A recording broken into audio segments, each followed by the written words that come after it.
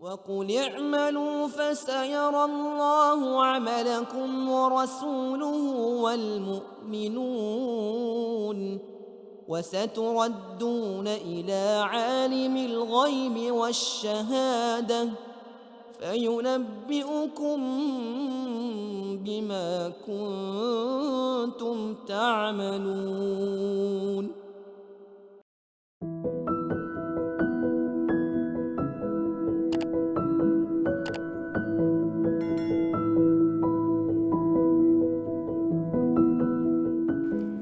Sungguh nikmat orang yang sudah mendapat perhatian Allah dan Rasul-Nya.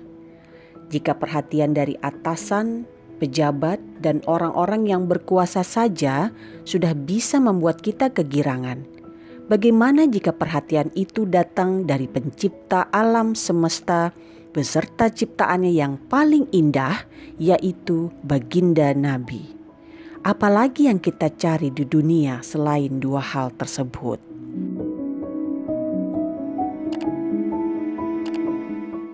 Perhatian tadi bisa didapat hanya jika kita beramal saleh, apapun bentuknya. Bisa dengan tenaga, harta, pemikiran, dan lain sebagainya. Namun amalan yang paling menyenangkan baginda Nabi adalah memperjuangkan ajarannya, meneruskan perjuangan beliau berdakwah di jalannya. Kami mengajak ikhwan akhwat pendengar radio Silaturahim dan pemirsa Rasil TV bersama-sama berjuang bersama radio Silaturahim dengan berdonasi ke nomor rekening berikut.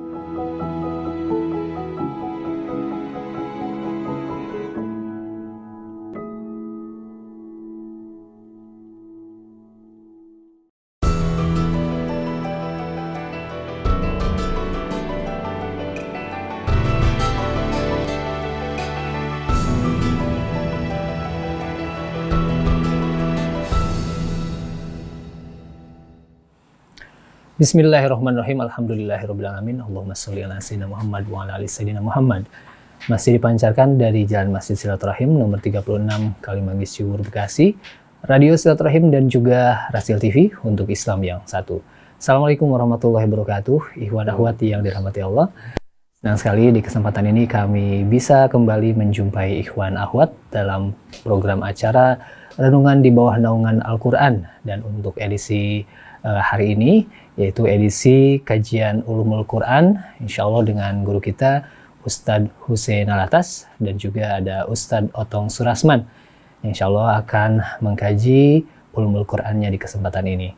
Baik ikhwan akhwat, untuk memulai kajian ini kita awali dengan baca Al-Fatihah yang insya Allah akan dipimpin oleh Ustadz Husein Alatas. Kami persilakan Ustadz. A'udzu billahi minasy syaithanir rajim. Bismillahirrahmanirrahim. Alhamdulillahi rabbil alamin.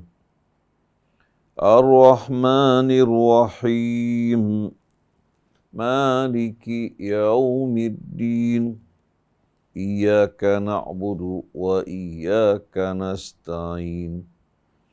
Ihdinas siratal mustaqim. صراط الذين أنعمت عليهم غير المغضوب عليهم ولا الضالين. Baik ikhwan akhwat yang dirahmati Allah, di kesempatan ini insya Allah kita akan mengkaji tema yaitu Al-Quran sebagai kitab yang menjelaskan segala sesuatu, atau Al-Quran sebagai pedoman hidup kita. Dan insya Allah akan disampaikan pengantar dulu oleh Ustadz Otong, dan selanjutnya akan disampaikan pemaparan atau penjelasannya oleh Ustadz Husein Alatas. Kami persilakan kepada Ustadz Otong terlebih dahulu. Assalamualaikum warahmatullahi wabarakatuh.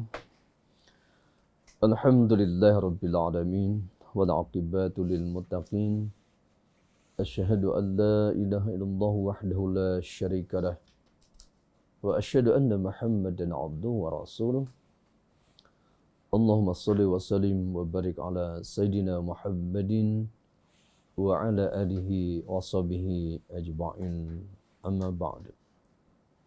yang sama-sama kita muliakan guru kita Al-Habib Hussein Alatas, Ustadz Rizal, juga kru Rasil, para pendengar dan pemirsa Rasil TV yang dimuliakan Allah Subhanahu wa taala. Alhamdulillahirabbil alamin, di pagi yang cerah ini kita dapat berjumpa kembali pada kajian Ulumul Quran, di mana pagi hari ini mengambil tema yang sangat luar biasa, ya, bahwa Al-Quran itu memberikan penjelasan segala macam yang dibutuhkan oleh manusia. Salah satu bentuk contoh yang sangat luar biasa, walaupun mungkin kurang diinformasikan ya secara luas, itu informasi tentang kebesaran Allah, ya, yang Allah menciptakan gunung-gunung yang ada di dasar lautan ini. Dalam surah At-Tur, surah 52 ayat 6 itu jelaskan wal bahril masjur, dan di dalam lautan itu terdapat gunung-gunung api. Nah, ayat ini turun di Mekah. Di Mekah itu kita tahu tidak ada lautan. Adanya gunung batu tanah tandusnya. Ternyata tahun 2002 sampai 2004 itu diteliti oleh orang kita, ya. Ternyata sebagian besar gunung api yang ada di dasar lautan itu adalah terbanyak di Indonesia. Nah, ini menjelaskan tentang sains salah satunya, ya, kebesaran Allah menyangkut ciptaan Allah yang sangat luar biasa. Bahkan yang terbesar itu di Jambi itu termasuk gunung yang raksasa gitu, ya. Sangat luar biasa. Sekarang masih tumbuh berkembang. Nah, ini dari sisi sains. Kemudian ada sisi lain lagi yang penting, ya, dalam konteks kondisi saat ini, ya, yaitu sebuah informasi bagaimana agar para pemimpin bangsa, ya, bisa mencontoh karakter Nabi Ibrahim alaihissalam, karakter Nabi Muhammad SAW. Itu diberikan penjelasan informasi dari kehadiran kitab suci Al-Quran. Khususnya pada surah An-Nahl ayat 120 dan berikutnya. Itu di situ dijelaskan tentang 5 karakter atau kepribadian Nabi Ibrahim alaihissalam yang kemudian Allah memerintahkan kepada baginda Nabi Muhammad SAW untuk mengikutinya. Salah satunya karakternya adalah ummah, sebagai pemimpin menjadi tauladan. Nah, ini salah satu solusi tentunya memberikan penjelasan, ya. Kemudian selain ummah juga qanita lillah, tunduk patuh taat kepada Allah, hanifah cenderung kepada kebenaran, walam yakun minal musyrikin, tidak pernah menyekutukan Allah, dan syakirul an ummi, yaitu banyak bersyukur kepada Allah. Nah, artinya siapapun, apapun, dimanapun, ketika kita mencontoh 5 kepribadian Nabi Ibrahim, maka Allah akan memberikan jaminan, ya, yaitu memilihnya, kemudian memberikan petunjuk menuju jalan lurus, juga akan diberikan kehidupan yang baik di dunia, dan kelak di akhirat akan dikumpulkan bersama orang-orang soleh. Ini salah satu jawaban daripada Al-Quran memberikan penjelasan segala permasalahan yang dihadapi oleh manusia, khususnya, ya, dalam konteks saat ini yang membutuhkan karakter-karakter yang sangat luar biasa, ya, untuk memperbaiki bangsa segala macamnya. Tentunya untuk lebih jelasnya kita dengarkan guru kita yang akan memaparkan lebih luas lagi, memberikan pencerahan kepada kita agar dalam hidup yang sekarang itu banyak ujian, banyak cobaan, tetap kita berjalan di dalam kebenaran, ya.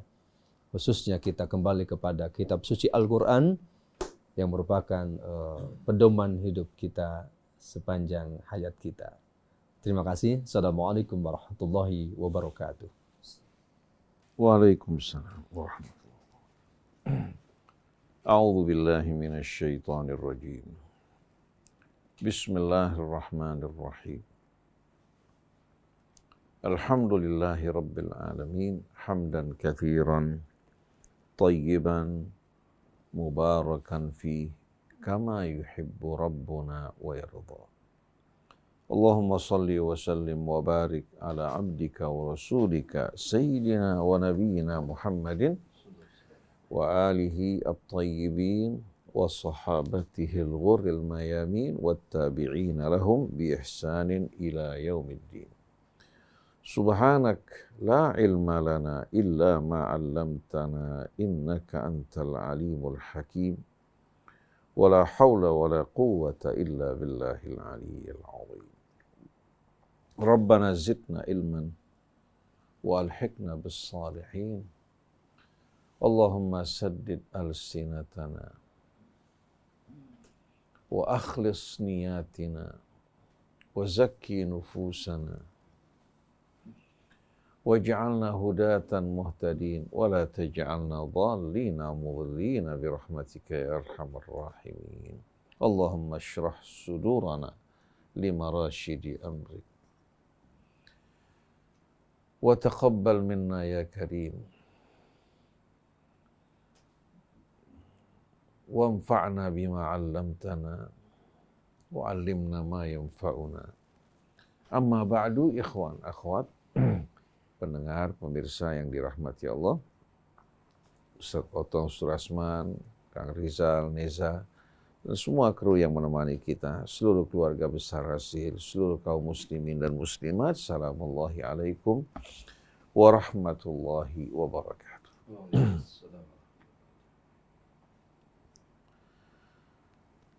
Sebagaimana yang Allah Subhanahu wa ta'ala kisahkan, ceritakan kepada kita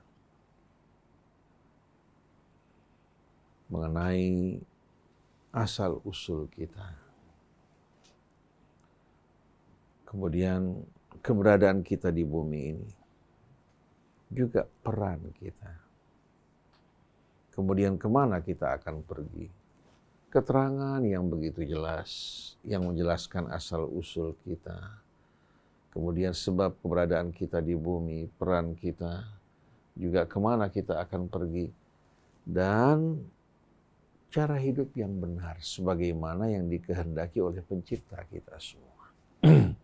Karena kita bukan tercipta dengan sendirinya, bukan lahir begitu saja, tapi ada pencipta yang menciptakan kita, juga dengan amanat dan tugas yang diamanatkan kepada kita.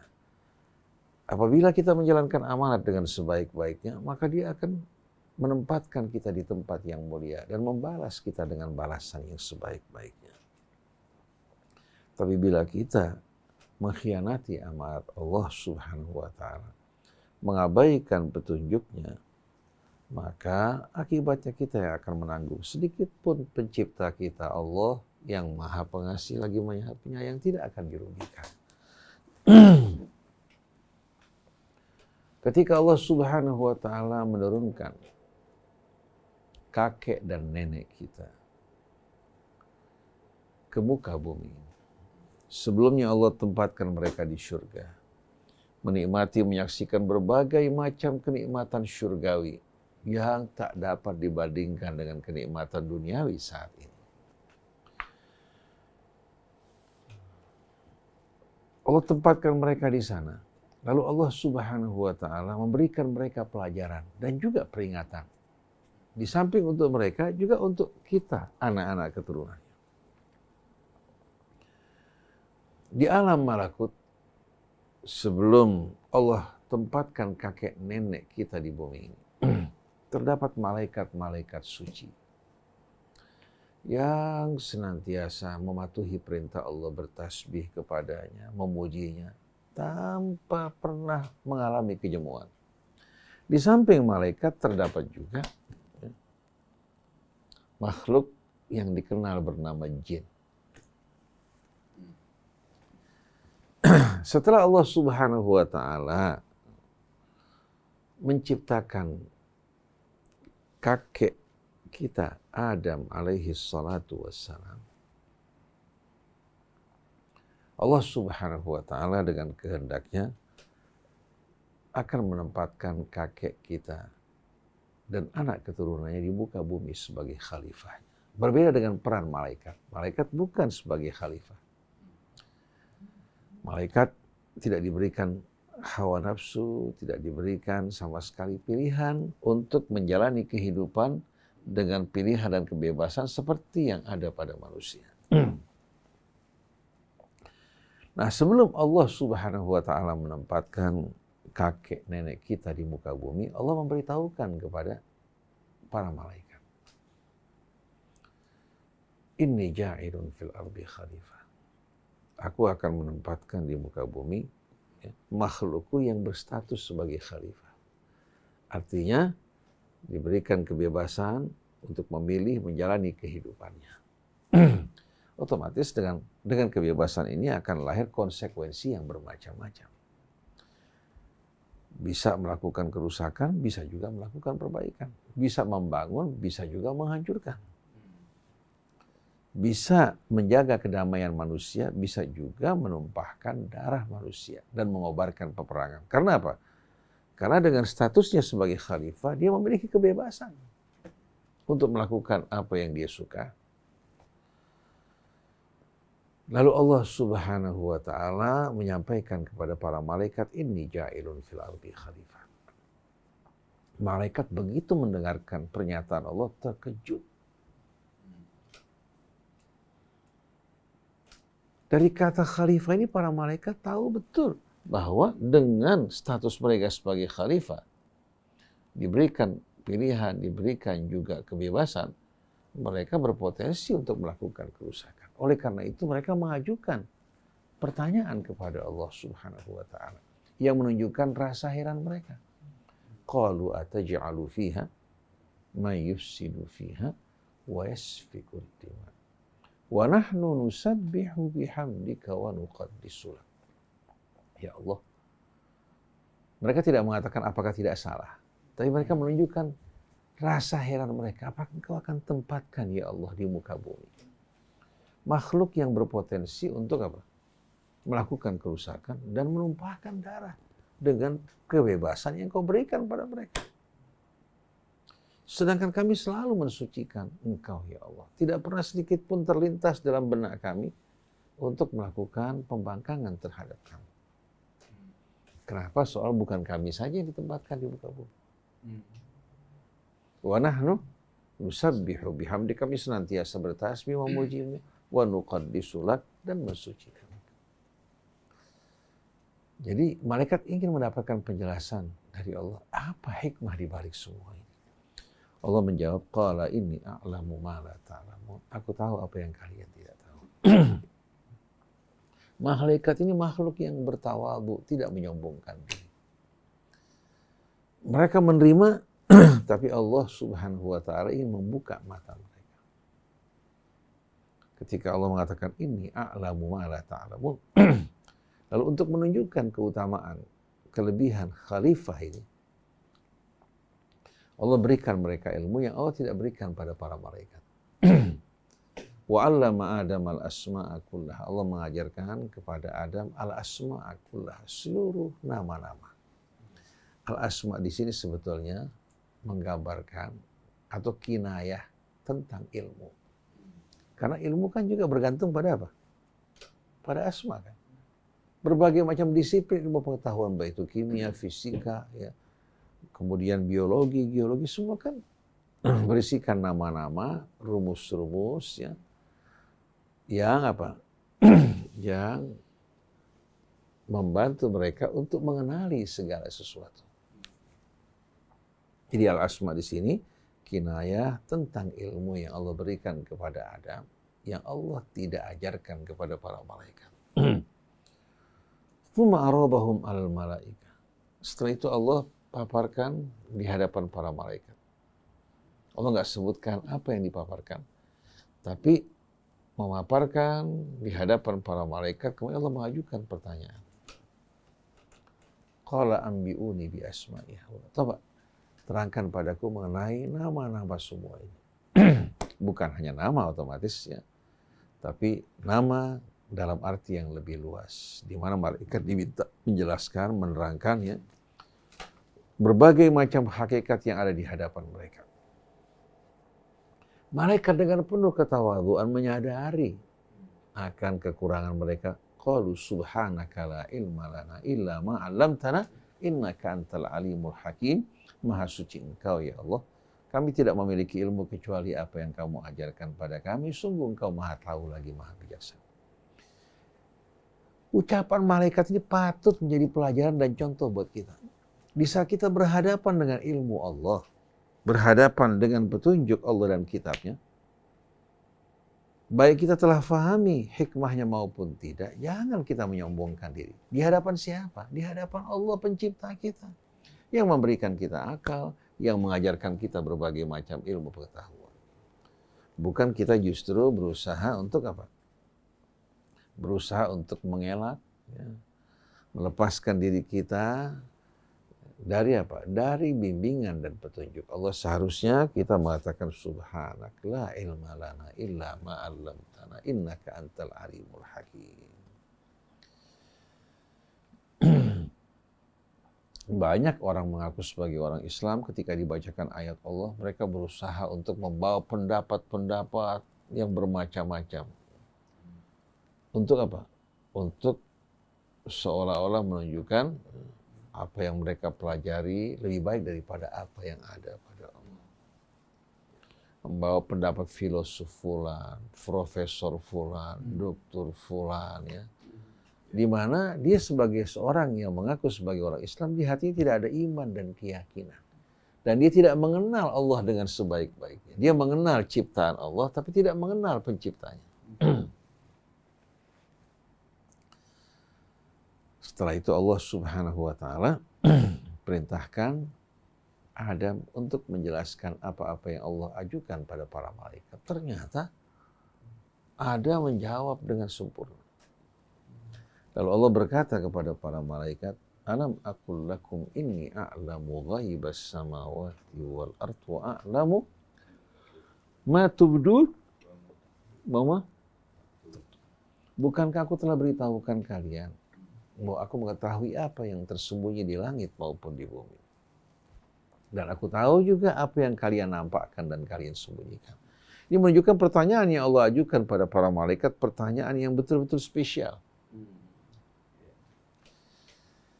Nah, kita sebagai manusia yang terbatas ilmu kita merupakan dari hasil belajar, penelitian, pengkajian. Terkadang kita sampai kepada sebahagian hakikat, tapi tidak menguasai seluruhnya. Dan ilmu kita terus berkembang. Sedangkan Allah Subhanahu wa Ta'ala yang menciptakan alam raya dan seluruh isinya, yang penuh dengan rahasia ilmu yang begitu menakjubkan, seharusnya ya, kita sebagai orang yang beriman menundukkan kepala kita di hadapan kebesaran keagungannya, sebagaimana pada saat kita sholat, ruku, sujud, dan bertasbih. Dan perilaku kita harus betul-betul sesuai dengan sikap kita pada saat kita ruku, sujud, bertasbih, memuji dan mengagungkan Allah Subhanahu wa Ta'ala. Nah, setelah itu Allah Subhanahu wa Ta'ala perintahkan para malaikat untuk sujud kepada Adam, bukan sujud ibadah, tapi sujud ujian. Di sisi malaikat terdapat siapa? Terdapat juga makhluk yang berasal dari kalangan jin. Ketika Allah perintahkan para malaikat untuk sujud, seluruh malaikat tidak ada satupun yang membantah ragu terhadap kebijakan Allah. Tapi jin yang hidup bersama malaikat, yang tadinya beribadah kepada Allah, dalam jiwanya terdapat kesombongan, keangkuhan.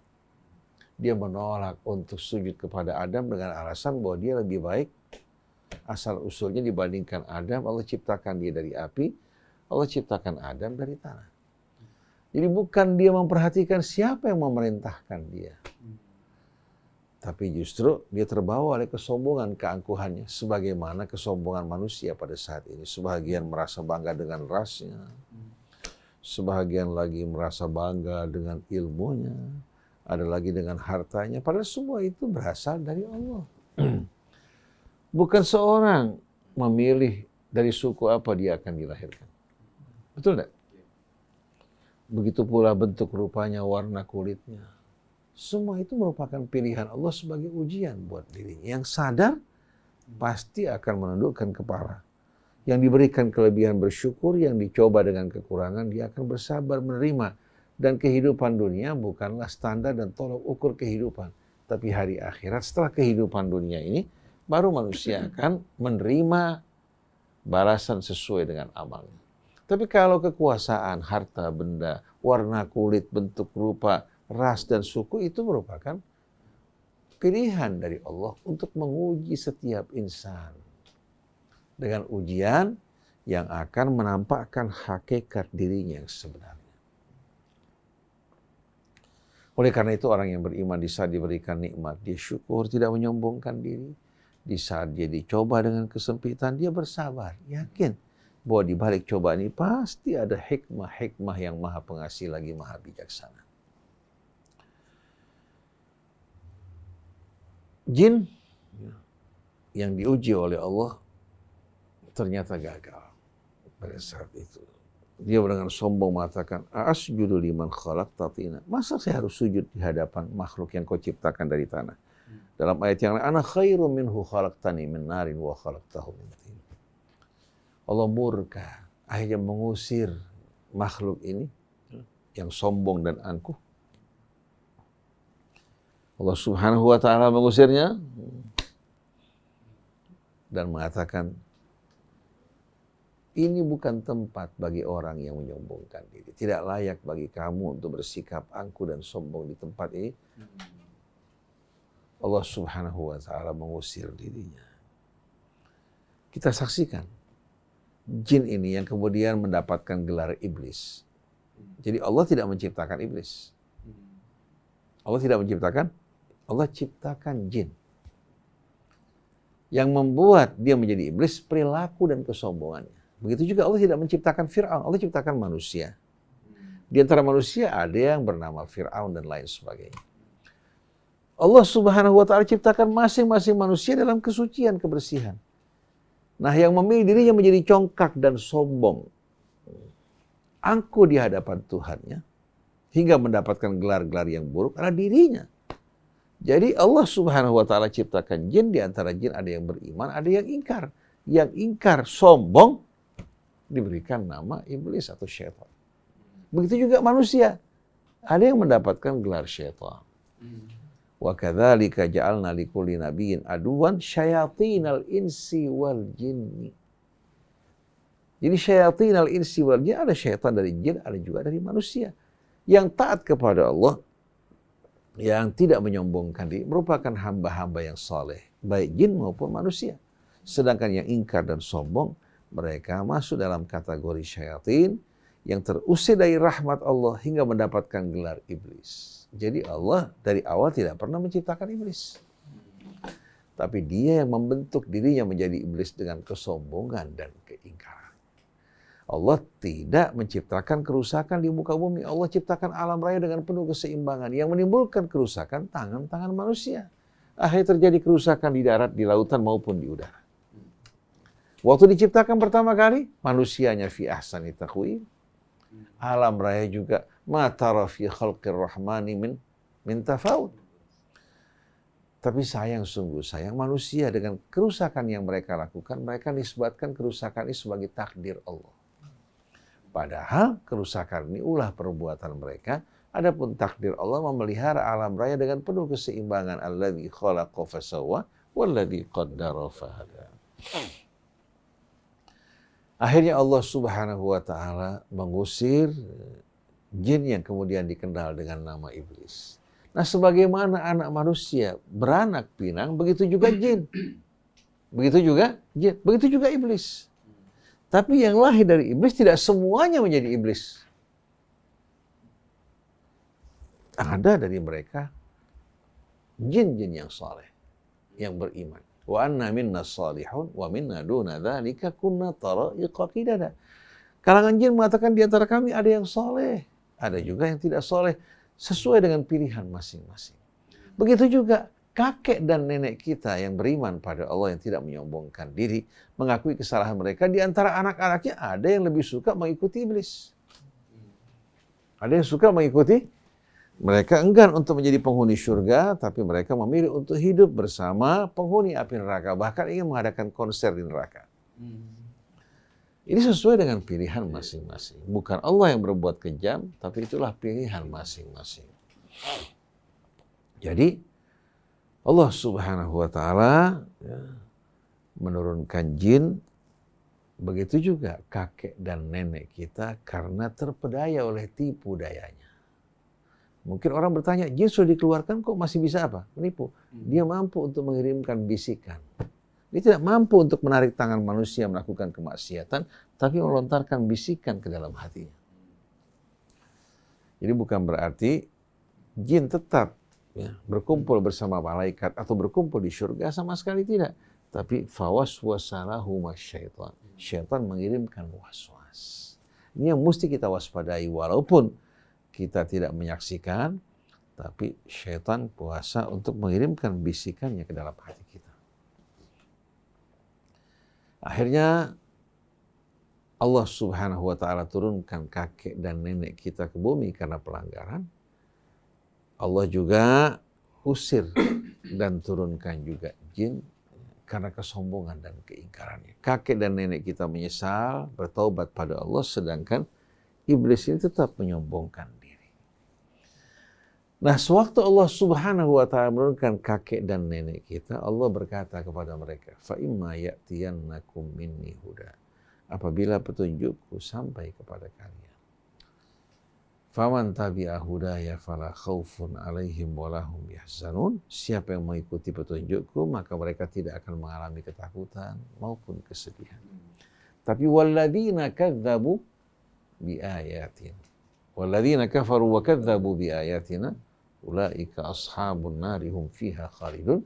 Yang ingkar dan mendustakan ayat-ayat kami yang merupakan petunjuk Allah, mereka yang akan menjadi penghuni api neraka kekal di dalamnya. Ini merupakan pengantar dan pembuka jalan bagi kita untuk tema kita hari ini. Jadi ketika Allah menurunkan kakek dan nenek kita, Allah memberikan petunjuk sesuai dengan tantangan kehidupan yang mereka hadapi.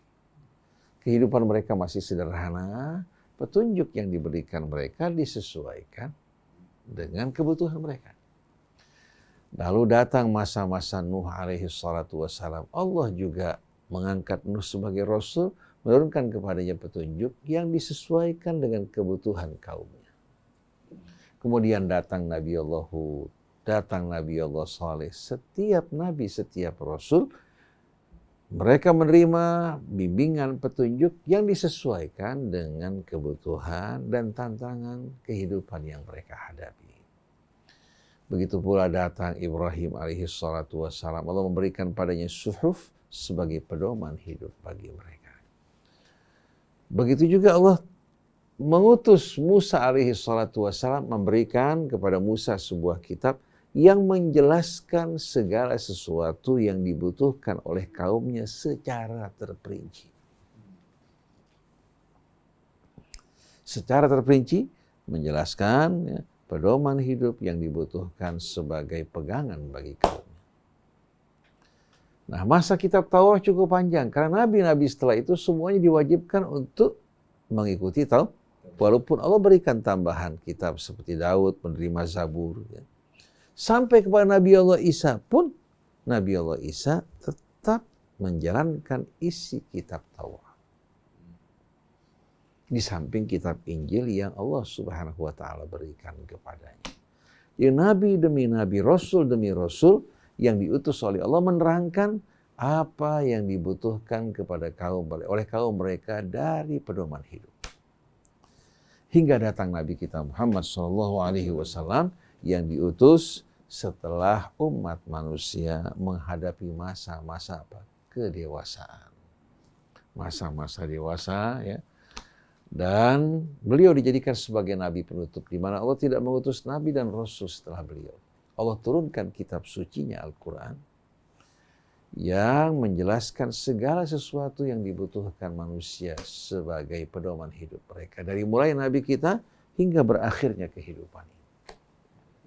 Allah jadikan Al-Quran sebagai kitab yang merincikan, menerangkan segala sesuatu yang dibutuhkan sebagai pedoman hidup dengan jelas dan terang benderang. Tapi kita mesti pahami bahwa Al-Quran bukan merupakan kitab yang mengajarkan matematik, mengajarkan fisika, mengajarkan kimia, mengajarkan astronomi. Kalau seandainya Al-Quran berbicara mengenai sebagian ayat-ayat yang berhubungan dengan alam astronomi, juga berbicara mengenai ayat-ayat kebesaran Allah pada masa-masa permulaan dan pertumbuhan janin dalam rahim yang menakjubkan, yang memukau, bahkan di masa-masa saat ini setelah kemajuan umat manusia. Begitu juga berbicara mengenai lapisan-lapisan bumi, berbicara juga mengenai alam, tumbuh-tumbuhan. Semua itu hanya sebagai apa? Sebagai ayat-ayat yang bertujuan untuk menggugah hati manusia, mengajak mereka berpikir dan merenung.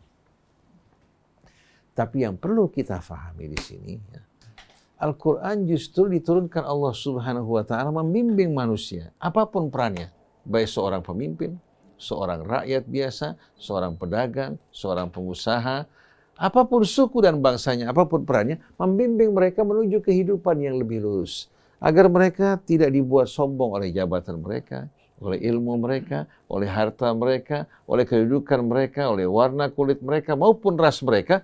Maka Al-Quran bila diikuti, dipatuhi, dia akan membimbing kita menuju kehidupan yang lebih lurus, yang lebih indah. Karena ini datang dari Allah pencipta kita yang maha tahu, yang akan menjaga keseimbangan, keharmonian umat manusia. Kalau tidak, niscaya manusia akan dimakan oleh apa? Oleh keserakahan sebahagian mereka yang kuat, yang mampu, hingga akhirnya yang di bawah ini merupakan korban-korban mangsa-mangsa mereka. Jadi kalau aturan pedoman hidup berasal dari sesama manusia, pasti aturan tersebut tidak akan suci bersih. Pasti akan membawa apa? Membawa kepentingan-kepentingan dan hawa nafsu manusia. Tapi kalau hukum dan aturan datang dari Allah yang maha suci, yang maha terpuji, yang maha kaya, yang tak butuh kepada makhluknya, itu merupakan aturan yang dijamin kelurusan, kesucian, kebenaran yang akan betul-betul menghadapi manusia dengan sikap yang sama. Tidak ada sikap diskriminatif, tidak ada sikap pilih kasih, baik yang hitam maupun yang putih, sebagaimana yang diterapkan Nabi, mengikuti perintah Allah, ya ayyuhalladzina amanu kunu qawwamina bil qisti syuhada'a lillah walau ala anfusikum awil walidaini wal aqrabin. Wahai orang yang beriman, jadilah kalian penegak-penegak keadilan. Menyampaikan kesaksian kalian semata-mata karena Allah. Walaupun konsekuensinya, pada saat kalian bersikap adil menegakkan kesaksian kalian, konsekuensinya yang dirugikan kedua orang tua kalian, atau kerabat kalian, atau diri kalian. Keadilan wajib ditegakkan. Oleh karena itu ketika seorang wanita Bani Makhzum mencuri, pemuka Quraisy mencuri, ketika kaum meminta agar hukuman dibatalkan, mereka siap untuk memberikan ganti rugi, Rasulullah marah luar biasa. Marah. Karena apa? Karena mereka meminta hukuman dibatalkan ketika jatuh pada orang yang terkemuka. Sehingga Nabi bersumpah, demi yang jiwaku di tangannya, seandainya putriku mencuri, aku tak ragu-ragu untuk memotong tangan. Hukum berlaku lurus. Bagikan air walaupun dalamnya berbeda, permukaannya sama. Oleh karena itu, pada masa keemasan Islam, Bilal ibn Rabah, Salman al-Farisi yang berasal dari Persia, duduk bersama para pemuka Arab, tidak ada perbedaan. Yang memuliakan mereka, iman dan takwa mereka, perjuangan mereka, bukan latar belakang mereka, bukan suku mereka, bukan warna kulit mereka. Saksikan Bilal ditempatkan di muka. Sampai ketika Abu Sufyan, Muawiyah, Bilal ingin berjumpa dengan Umar bin Khattab radhiyallahu anhu, Sayyidina Umar izinkan Bilal masuk dan tahan Abu Sufyan dan Muawiyah. Waktu ditanya kenapa? Dia bilang ini orang yang berjuang bersama Rasul, sedangkan dulu mereka orang-orang yang berjuang memerangi Rasul. Masa disamakan di antara keduanya? Nah, dengan bimbingan petunjuk Allah yang ditegakkan, bangsa Arab yang kita anggap tenggelam dalam kejahiliahan, yang jiwanya begitu keras, dapat dilunakkan, diluruskan dengan petunjuk Al-Quran. Nah, kita bisa bayangkan Kang Rizal, kalau Indonesia dengan penduduknya yang ramah, yang lembut, menjalani petunjuk Al-Quran yang datang dari sisi Allah. Para pemimpinnya betul-betul dengan penuh keimanan, keislaman, dan kesadaran menjalankan petunjuk Allah. Kita bisa bayangkan apa yang bakal dicapai oleh bangsa kita. Kan luar biasa. Nah, kalau kita membaca suratul A'raf, Allah menjelaskan bahwa Allah menurunkan kitab ini ya, secara terperinci. Dengan sendirinya merincikan segala sesuatu yang dibutuhkan manusia sebagai pedoman hidup. Hingga apapun perannya, Quran memberikan pengarahan bimbingan yang baik buatnya. Hingga tidak keluar menyimpang dari kebenaran. Bukan berarti dari kata merincikan di sini, Al-Quran berbicara tentang segala sesuatu sampai cara membuat roti. Ini merupakan hal yang dikembalikan kepada apa? Kembalikan kepada usaha, pilihan, dan ilmu yang Allah ajarkan pada mereka. Tapi yang dibutuhkan manusia, bagaimana manusia dengan peran mereka yang berbeda-beda, dengan posisi mereka, dengan apa? Dengan amanat yang mereka emban, mereka bisa hidup secara harmoni menjalankan tugas mereka dengan penuh keadilan. Ini yang diterangkan Al-Quran. Pada suratul A'raf ayat 53, walaqad ji'nahum bi kitabin fassalnahu ala ilmin hudan wa rahmatan liqaumi yu'minun. Sesungguhnya kami telah menganugerahkan mereka, menurunkan bagi mereka sebuah kitab. Fassalnahu ala ilmin, yang telah kami rincikan, kami uraikan, kami terangkan atas dasar ilmu. Ilmu siapa? Ilmu Allah. Ilmin di sini tanwinnya tanwin iwab. Artinya tanwin yang menggantikan sesuatu yang dibuang. Jadi ala ilmin ala ilmin. Ala il. Jadi sesungguhnya kami telah menghadirkan bagi mereka, menurunkan bagi mereka sebuah kitab yang kami terangkan, jelaskan secara terperinci. Kami uraikan secara jelas dan gamblang. Bukan hanya secara global, tapi secara terperinci apa yang dibutuhkan manusia untuk pedoman hidup mereka dijelaskan dalam Al-Quran. Hudan wa rahmatan liqaumi yu'minun, sebagai petunjuk dan rahmat. Tidak semua petunjuk rahmat. Tapi kalau yang datang dari Allah, kita patuhi, kita ikuti, di samping dia petunjuk yang sebaik-baiknya, juga rahmat akan menyertai kita pada saat mengikuti petunjuk Allah. Ini merupakan ketetapan Allah. Rahmat akan selalu mengiringi mereka-mereka yang patuh pada Allah, tapi akan meninggalkan mereka-mereka yang ingkar. Sebagai petunjuk dan rahmat liqaumi yu'minun, bagi mereka kaum yang beriman. Hal yanzuruna illa ta'wila, apakah mereka menolak untuk mematuhi mengikuti petunjuk Al-Quran sampai datang bukti kebenarannya, sampai terjadi ya, apa-apa yang diterangkan Allah sebagaimana yang Allah terangkan. Jadi apakah mereka menolak mengikuti Al-Quran sampai kedatangan bukti kebenarannya? Kalau seandainya kita baru akan mengikuti setelah jelas tampak di hadapan kita apa-apa yang Allah terangkan dari janji dan peringatan, kesempatan sudah hilang. Setelah kita mengalami kehancuran, kerusakan akibat pelanggaran kita, ya, kemudian terjadi perubahan di mana Allah Subhanahu wa Ta'ala memenangkan mereka-mereka yang beriman dan patuh, maka pada saat tersebut tidak lagi ada kesempatan bagi mereka. Masa ujian telah berakhir. Kalau sudah selesai ujian, mereka akan meralat memperbaiki jawaban mereka tidak sesuai lagi. Jadi apakah mereka menolak untuk beriman sampai datang bukti kebenaran? Dari apa? Dari apa yang Allah turunkan dalam kitabnya. Yauma ya'ti ta'wiluhu, ketika datang satu hari di mana apa-apa yang Allah terangkan, yang Allah turunkan dari petunjuknya, ya, telah terbukti kebenarannya. Yauma ya'ti ta'wiluhu yaqulul ladzina nasuhu min qablu. Orang-orang yang dulu melupakan petunjuk Allah dan bimbingannya berkata, yaqulul ladzina nasuhu min qablu qad ja'at rusulu rabbina bil haqq. Jadi pada saat datang bukti kebenaran dari janji Allah dan petunjuknya, Orang-orang yang dulu melupakan berkata, sungguh telah datang Rasul-Rasul Tuhan kami dengan membawa kebenaran. Fahal lana min syufa'a fayashfa'u lana. Adakah pemberi syafaat yang kuasa untuk memberikan syafaat bagi kami? Mereka berharap pada saat tersebut ada orang yang mampu untuk memberikan syafaat bagi mereka. Adakah pemberi syafaat yang kuasa untuk menolong kami pada saat tersebut? Au nuraddu, atau kami dikembalikan menuju kehidupan dunia. Au nuraddu fa na'mala ghairal ladzi kunna na'mal. Kami berjanji untuk hidup beramal berbeda dengan kehidupan kami sebelumnya. Dulu kami ingkar kafir, sekarang kami berjanji kalau kami dikembalikan untuk beramal dengan amal yang berbeda dengan sebelumnya. Qad khasiru anfusahum wa dhalla anhum ma kanu yaftarun.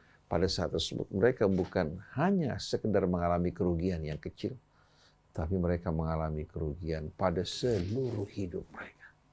Mereka betul-betul mengalami kerugian yang mencakup seluruh kehidupan mereka. Tidak ada harapan lagi bagi mereka. Wa dhalla anhum ma kanu yaftarun, dan lenyaplah dari mereka apa-apa yang mereka ada-adakan dari kebohongan. Jadi bagaimana Allah menerangkan bahwa Allah telah menurunkan sebuah kitab yang menjelaskan, menguraikan, merincikan segala sesuatu yang kita butuhkan dalam pedoman hidup kita. Tidak perlu bingung mencari ke sana kemari. Kalau kita mau membaca Al-Quran, meresapi dan merenungkannya, niscaya kita akan menemukan petunjuk Allah begitu jelas. Dalam surah Al-Nahl Allah berfirman, dalam surah An-Nahl ya, Allah Subhanahu wa taala berfirman pada ayat 89. Wa yauma nab'atsu fi kulli ummatin syahidan 'alaihim min anfusihim wa ji'na bika syahidan 'ala haula. Dan waspadalah kalian menghadapi satu hari. Ya. Di mana apa? Pada hari tersebut ya, kami akan memanggil dari setiap umat saksi mereka. Wa yauma nab'atsu fi kulli ummatin syahidan 'alaihim. Dan ketika kami memanggil untuk menghadap kehadapan kami dari setiap umat saksi mereka. Nabi Allah Adam akan bersaksi pada anak-anaknya. Nuh akan bersaksi atas umatnya. Begitu pula Nabi Allah Hud, Nabi Allah Saleh. Kemudian Nabi kita juga akan menjadi saksi atas umatnya bahwa dia telah menyampaikan amanat Allah. Hingga ketika Ibnu Mas'ud atas perintah Rasul membacakan kepadanya beberapa ayat dari suratun Nisa, Nabi mencucurkan air mata. Fakaifa idza ji'na min kulli ummatin bisyahidin wa ji'na bika ala haula'i syahida. Yauma idzin yawaddu alladhina kafaru wa asaw ar-rasul law tusawwa bihimul ardu wa la yaktumuna Allah haditha. Allah mengatakan kepada Rasulnya, bagaimana nanti wahai Rasulullah ketika kami memanggil dari setiap umat saksi mereka. Setiap Rasul menjadi saksi atas umat. Waji'na bika ala haula'i syahida, dan kami nanti akan memanggil kamu sebagai saksi atas mereka, maksudnya umatmu. Pada hari tersebut, orang-orang yang dulu menentang Rasul berharap kalau mereka diratakan dengan bumi. Lau tusawwa bihimul ardu, kalau mereka diratakan dengan bumi dan mereka tidak dibangkitkan, pada hari tersebut mereka tidak akan tidak mampu untuk menyembunyikan kebenaran dan fakta. Walaupun hanya sepatah kata, ya, mereka tak akan mampu sembunyikan. Nah, setelah wafatnya para nabi, para rasul, termasuk nabi kita, jarak antara nabi kita setelah wafat sampai kita kan panjang. Kurang lebih 1442. Berarti kalau dipotong 10 tahun di Madinah, masa hijrah Nabi. 1432 tahun yang lampau Nabi wafat. Artinya masa ini kan masa di mana manusia membutuhkan apa? Membutuhkan pengarahan, pendidikan. Nabi telah wafat. Lalu kita bertanya, siapa yang akan menjadi saksi nanti? Dengan sendirinya harus ada orang-orang yang melanjutkan kesaksian Nabi dan Rasul. Walaupun bukan sebagai Nabi, tapi sebagai rabbaniyin. Bima kuntum tu'allimunal kitab wa bima kuntum tadrusun. Oleh karena itu, para sahabat Nabi, keluarga Nabi yang hidup setelah Nabi, mereka akan ditanya oleh Allah. Nabi dulu menyampaikan Quran. Lalu apa yang kalian sampaikan? Sudahkah kalian menyampaikan amanat Allah? Kemudian datang tabi'in, datang tabi'in. Hingga datang masa kita para ustadz. Dulu Nabi dan Rasul Sallallahu alaihi wasallam hidup dengan membacakan, menyampaikan Al-Quran. Sudahkah kalian melakukan hal yang sama? Kalau umat sampai hidup dalam kebutaan tanpa memahami petunjuk Allah, siapa yang akan memikul tanggung jawabnya? Itu sendirinya para ulama. Karena Nabi sepanjang hidupnya, begitu pula sahabat Rasul, mereka sibuk menyampaikan ayat Allah. Oleh karena itu, mengapa pada masa itu hadis tidak dikumpulkan? Karena mereka fokus pada apa? Pada Al-Quran. Begitu datang masa-masa setelah para sahabat, generasi yang soleh, mulai orang menggantikan Quran dengan riwayat. Karena kalau Quran pasti tidak dapat dibelak-belokkan, kalau riwayat kan dapat diada-adakan. Akhirnya umat Islam terpecah belah, yang tadinya pegangannya satu, sekarang pegangannya berbaca-baca. Setiap kelompok punya pegangan sendiri-sendiri. Akhirnya muncullah kelompok-kelompok, golongan-golongan yang berselisih satu dengan lainnya, sibuk membela kelompok mereka, lupa bahwasanya mereka tidak akan diukur dengan doktrin kelompok mereka, tapi akan diukur dengan Allah Subhanahu wa Ta'ala dan petunjuknya. Begitu sampai di hari akhirat nanti, Al-Quran akan berada di satu sisi sebagai timbangan, lalu apa yang mereka lakukan akan ditimbang di hadapan Al-Quran. Hingga Allah mengatakan, wal waznu yawma idinil haq. Timbangan pada hari tersebut tidak diragukan lagi kebenarannya. Faman thaqulat mawazinuhu faulaika humul muflihun. Yang berat timbangan amal mereka, mereka orang yang beruntung.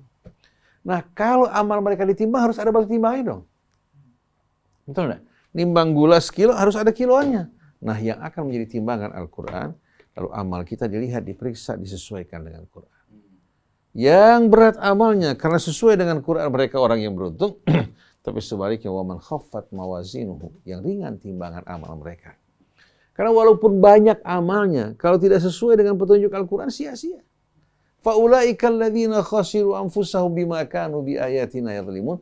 Mereka lah orang yang mengalami kerugian secara total, lahir maupun batin, jiwa dan raga mereka. Demikian pula keluarga mereka. Kenapa? Karena mereka dulu menganiaya diri mereka dengan meninggalkan ayat-ayat kami. Bima kanu biayatina yadhlimun. Jadi berdasarkan ayat-ayat ini kita lihat bahwasannya tanggung jawab para nabi, para rasul menyampaikan pesan Allah dan risalahnya. Begitu juga tanggung jawab kita semua seharusnya melanjutkan apa yang dilakukan Rasul. Bukan justru kita mengada-adakan sesuatu yang menjauhkan umat dari bimbingan dan petunjuk Allah. Jadi, dan ketika pada satu hari kami mengambil dari setiap umat saksi mereka. Kemudian yang berasal min anfusihim, bukan dari orang asing, dari kalangan mereka. Begitu juga kita akan dipanggil di hadapan Allah nanti, akan ditanya bagaimana tanggung jawab kita terhadap orang di sekeliling kita.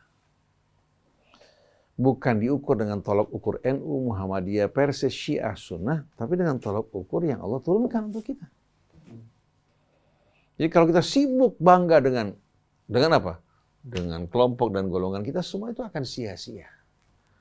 Setelah itu, waji'na bika syahidan ala haula, sama dengan surat An-Nisa, dan kami panggil engkau menghadap sebagai saksi atas mereka. Oleh karena itu Nabi sebelum wafat di Hajjatul Wada, dia mengatakan, ala hal balaghat, saksikan, bukan aku telah menyampaikan pada kalian? Mereka semua mengatakan, kami bersaksi ya Rasulullah. Lalu kalau seandainya kita tanya pada orang di sekeliling kita, sudahkah kita menyampaikan risalah Allah? Apa kira-kira kesaksian mereka di hadapan Allah nanti? Selanjutnya, wa nazzalna 'alaikal kitab, dan kami telah menurunkan kepadamu wahai Rasulullah secara bertahap kitab, sebuah kitab. Tibyanan, kami telah menurunkan kepadamu wahai Rasulullah Alkitab, itu Al-Quran. Tibyanan likulli syai', menjelaskan segala sesuatu. Segala sesuatu di sini yang diperlukan oleh kita dalam pedoman hidup kita. Dan kami telah menurunkan kepadamu wahai Rasulullah Alkitab yaitu Al-Quran secara bertahap agar mudah difahami. Tibyanan likulli syai' sebagai penjelasan dari segala sesuatu yang dibutuhkan oleh manusia dalam kehidupan mereka. Wahudan warahmatan juga sebagai petunjuk dan rahmat. Wa busyra lil muslimin dan kabar gembira bagi orang-orang yang berserah diri yang mau mengikuti petunjuk Al-Quran. Jadi Allah bukan melihat berapa banyak yang kita hafal, berapa banyak yang kita kuasai dari mafahim Al-Quran, bawasan Al-Quran, tapi Allah melihat bagaimana sikap kita di hadapan kitab Allah. Kalau kita hanya mengajak berdakwah tapi kita tidak mengikuti, mengamalkan, maka kita masuk dalam firman Allah, kabura maqtan indallahi an taqulu ma la ta'lam. Maka ikhwan yang dirahmati Allah, begitu pula akhwat muslimat, mari kita meninggalkan pembicaraan kesibukan yang memalingkan kita dari Allah. Mari bersama-sama kita fokus untuk menghadapkan wajah kita. Begitu pula hati kita ke hadapan Allah, mempelajari isi kitabnya. Lalu kita mengambil dari hadis-hadis yang diriwayatkan dari Nabi kita yang sejalan dengan Al-Quran sebagai bantuan untuk memahami Al-Quran yang lebih luas. Tapi apabila riwayat-riwayat tersebut tidak sejalan dengan Al-Quran, wajib bagi kita untuk menyisihkannya, menyingkirkannya. Karena tidak mungkin Allah mengatakan qala Allah, lalu Rasulullah SAW mengucapkan yang berbeda dengan Al-Quran. Jadi kitab suci Al-Quran adalah kitab yang Allah turunkan untuk menjelaskan segala sesuatu yang kita butuhkan sebagai pedoman hidup kita, yang berisikan rahmat dan juga kabar gembira. Mudah-mudahan Allah Subhanahu wa taala memberkati kita. Begitu pula dakwah kita melalui media Rasil ini, para ustadz yang berada di dalamnya menyatukan hati kita semua untuk betul-betul mengajak kita kembali pada Allah, meninggalkan segala macam bentuk fanatisme yang menodai, mengotori hati kita hingga tidak dapat berkumpul bersatu di bawah naungan kalimat Allah. Subhanakallahumma wa bihamdik asyhadu an la ilaha illa anta astaghfiruka wa atubu ilaik wal afu minkum. Wassalamu alaikum warahmatullahi wabarakatuh. Waalaikumsalam warahmatullahi wabarakatuh. Demikianlah ikhwan akhwat yang dirahmati Allah, kajian Ulumul Quran bersama guru kita Ustadz Husein Alatas dan juga Ustadz Otong Surasman di kesempatan hari ini. Semoga kita semua dapat memetik pelajaran dan ibroh dari kajian yang disampaikan oleh beliau tadi, mengutip beberapa ayat suci Al-Quran seperti Quran surah An-Nahl, kemudian Al-A'raf Ustaz ya, dan satu lagi tadi Quran surah Al-Baqarah juga ya, Masya Allah. Baik ikhwan akhwat, kita akan kembali bertemu dalam kajian Ulumul Quran di kesempatan lainnya. Saya Rizal Haq dan teman-teman yang bertugas ada Neza dan kemudian operator ada Anis Mualim undur diri. Subhanakallahumma bihamdika asyhadu an la ilaha illa anta astaghfiruka wa atubu ilaik. Billahi taufiq wal hidayah. Wassalamualaikum warahmatullahi wabarakatuh. Waalaikumsalam warahmatullahi